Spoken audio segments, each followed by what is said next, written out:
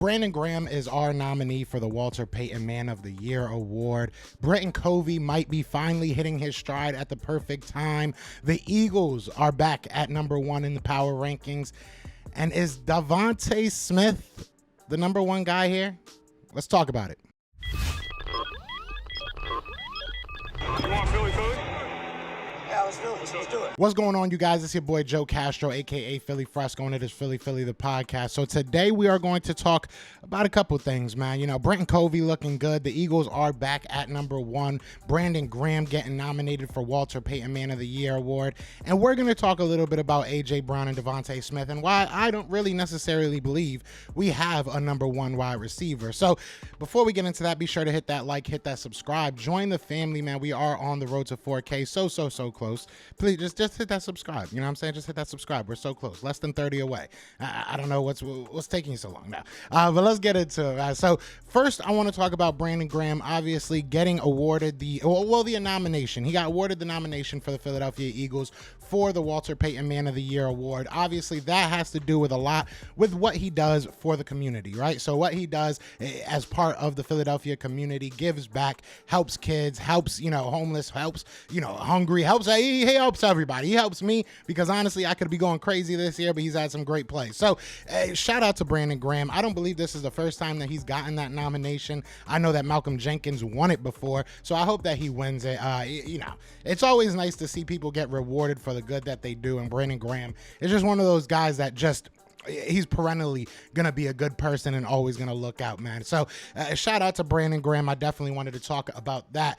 I also want to talk about Britton Covey, man. Britton Covey's 105 punt return yards is now just the second most in the NFL this year. So the second most punt return yards. I know that we've been I've been one of them, right? We've been very worried and concerned about what Britton Covey is bringing to us as a return man. This was probably his best return game. Hopefully he's getting comfortable at the right time. One thing I said, and I've spoken to a lot of people that have been very good on punt returns, kick returns, whether it be at the collegiate level or whether it be former professionals, right? And, even talking to Dante Hall, I've been able to speak to Dante Hall a couple times. And one thing he told me was that you have to be able to get comfortable back there. You have to be able to read the field, be able to see what's going on at an incredible rate. It's not just a quarterback where you have 3 seconds to sit back there and scan everything. When you're a kick returner, punt returner, you have to worry about catching the ball. You have to worry about making sure nobody's in front of you. You got to see where the ball is when you're catching it. Is it even worth trying to run it back? Like, there's so many things that go on in about a millisecond, like literally. So I'm not sitting here making any excuses for what Britton Covey was early on in the year, but I will say maybe he's gotten comfortable at the right time. Maybe he's finally, now I don't want to even say peaking, but maybe this is now he's seeing the game at a slower pace, right? We know that he has. Look, in Utah, I believe is where he went to school. If I'm not mistaken, if I'm wrong, please let me know in the comments. But I'm pretty sure it was Utah. He was a main cog on that return team. He was very, very good on that return team. One of the better returners in college and in the history of college. He was very, very good. So I don't think you just lose that. I don't think that just goes away. So I'm hoping that this means that, hey, Britton Covey's got it together. He knows what he's supposed to do. He's seeing the game a little bit slower. That's the main thing, is Britton Covey seeing the game slower. And look, it's a good sign, right? This is a good stepping stone. This is a good, little, you take this, you learn from this, and hopefully you grow from this. And hopefully we continue to see this, because there was one where he literally jumped up to catch the ball, and you saw that there was like 10, 15 yards of just clear open space. We didn't see that before from Britton Covey. Now, I don't know if that's because the kick return team was blocking better or if he was just actually seeing the field better. So I think that that's something to kind of keep your eye on, because at the end of the day, kick return, punt return is something that we don't look at it, right? The special teams in general, we look at it as the third part of our team. Realistically, a big play in the punt return game, big play in kick return game can turn games around. We've seen it, unfortunately, on the other side, right? So the Eagles, if they have a guy that they can really trust now at that returning position, hey, all up. That's even better. That's even better. I'm hyped. And maybe this had a little bit to do with the Philadelphia Eagles finally getting back at number 1. The Eagles, Eagles should be the number one team in the league. I don't understand how power rankings ever had anybody above them. I get it that you want to give guys like Mahomes the nod, but after a loss like he had, you can't give him the nod anymore, right? So I'm happy that the Eagles are at number one. The thing that I'm a little bit upset about, a little bit peeved, right? A little bit ticked off, that I feel like they're kind of disrespecting us. I don't understand how there's two teams that have a higher percentage of winning the Super Bowl than the Eagles. I'm not a mathematician. I'm not a statistician. I'm not whatever tician you want to call it, but I am a realist and I am an honest person. And when you look at this, we're 11-1.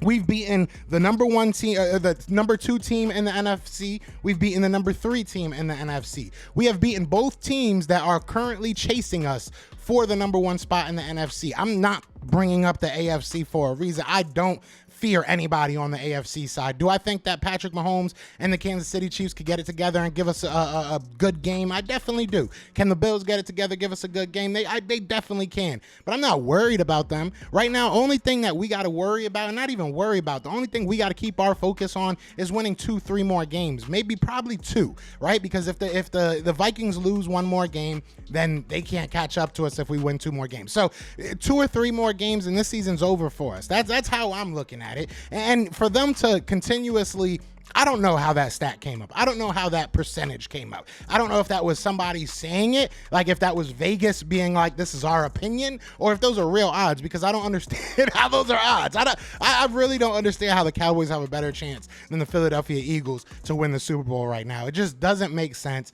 But honestly, I'm cool with it. I'm happy about it. So that means we're back to being underdogs, right? Even though we're the best team in the league, nobody wants to give us that credit. So that's cool. That's cool. Put another chip on CJJ's shoulder. Put another chip on Jalen Hurts' shoulder. Put another chip on A.J. Brown, Devontae Smith, Dallas Guy. I can keep going. Keep putting chips on our shoulder, because it makes zero sense that the Philadelphia Eagles are not getting the respect that they deserve. Shout out to whoever made the power rankings. You were right. If you wouldn't have put us at number one, I think you realize what that would have became. But whoever made that, I want to meet the mathematician behind putting the Eagles Super Bowl odds at 30%. I want to meet him. So I can smack the heck out of him. That's all I want to say. And the last thing I want to talk about is something that I know I kind of got people riled up. I didn't realize this statement would really get riled people all crazy like this, even on both sides, on the Eagles side and on the Cowboys side. I said, and I'm going to stick to this, I don't believe that the Eagles have a number one wide receiver. I don't believe that A.J. Brown is that number one guy. He's the guy you have to go to.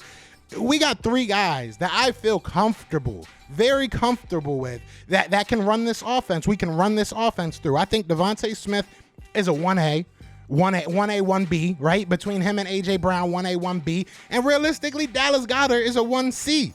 Hey, we've seen him go out there and ball out. We've seen, now that we need to use Quez Watkins a little bit more, we've seen him go out there and make some big plays. I was telling my girl, I was like, I'm so hyped. She knows. You know, shout out to Steph Brown. I've talked to his coach a lot of times. Well, not his coach, but his trainer a lot of times. Me and him both want to see Quez Watkins go crazy this year. And to finally see him get those opportunities and take advantage of them. We saw him get a game ball last game. This game, he was just as important. Obviously, he got hurt a little bit early on a trick play that I don't even know why we ran it, but it is what it is. He got obviously injured, but he looks like he's going to come back. I mean, look, there is not one person on this team that I look at and I'd be like, I hope we don't have to get it to like you remember back 2 years ago, we could say I was nervous. I hope we don't have to depend on JJ. I hope we don't have to depend on whoever it is. Like, I don't even remember half of our wide receivers anymore. So I don't think that was a crazy statement, and I would like to know what y'all think, because I don't think that the Eagles have a declared number one guy. Yes, in theory, and this was what kind of got people upset, in theory, A.J. Brown is our number one guy, right? We paid him that amount of money. We paid him the money to be here and be that guy. But at the end of the day, we've seen Devontae Smith go out there and ball out. We've seen Dallas Goedert go out there and ball out. We've seen Quez Watkins go out there and ball out. So I'm not going to sit here and say, yeah, just worry about A.J. Brown. Now, you got to worry about all of them. You got to worry about all of those wide receivers. And I know as Eagles fans, we might not be used to that. And we might want to be we're probably excited to say we have a wide receiver number one. We probably are ecstatic to say that we have a wide receiver number one because we haven't been able to say that in a long time, right? The Philadelphia Eagles have not had a number one wide receiver, and you could probably maybe go back to, I mean, if you think Jordan Matthews was a number one guy, I think he was all right, but I don't think he was a number one guy. Maybe you go back to Deshaun. All right, Deshaun and Jeremy Maclin, you decide who you wanted as your number one. I mean, realistically, like you can go all the way back to Terrell Owens. That's probably when you had a number one, maybe Alshon, but Alshon was hurt. I'm really trying to think, who else can you sit here and say, yeah, he's our number one guy? Even when Alshon was here, I think Zach Ertz was more of our number one guy than Alshon. So I get the desire to say the Philadelphia Eagles finally have that number one guy. We finally have our wide receiver number one. And I'm not trying to poo-poo on that. If anything, I'm trying to let you guys know we got three of them Johns. We got three of them number ones. You know what I'm saying? So, like, I truly do believe that. And I would like to know what y'all think because I want to start this conversation. I think that we are in a very, very lucky position that we have three guys, maybe four, depending on how you look at a Quez, how you look at a Pascal, how you look at some of these guys, or even our running backs. I mean, anybody can catch the ball. We saw Kenneth Gainwell making some big plays last game with that nice little, I think it was a Boston Scott-esque spin move, but it was a nice spin move. I don't see this Eagles team as having that one guy you have to stop. I think that you have to stop all 11, and that's very, very hard to do. So that was just my thoughts on that. I saw that a lot of people were getting upset that I said that we didn't have a number one. I wanted to kind of explain myself and see what you guys think. So let me know what y'all thinking in the comments. But other than that, y'all know what it is. Tonight, we're probably going to go live for Best of Enemies. And then tomorrow, we're probably going to have a nice little holiday special for y'all. Here's a nice little hint. I'm going to be talking that talk tomorrow. Let's just put it like that. I'm going to be talking that talk. But y'all know what it is, man. If y'all made it this far, I appreciate you so much. Be sure to hit that like, hit that subscribe. But other than that, y'all know what it is. It is fly, Eagles fly. And we are out here. Peace! Eagles fans everywhere, this is for Yeah. you. Fly, Eagles fly. You on the team. Touchdown. Time to get Jalen this ring. You don't really want to start a thing. This a bird gang nation, baby. It's a Philly thing. Hater, and you looking like you type trash. I'm just here calling on Philly the podcast. And we can call a man dog or watch Miles score off the handoff. Rest of the division, your man Saul Jackson like Sean, hunting like Randall.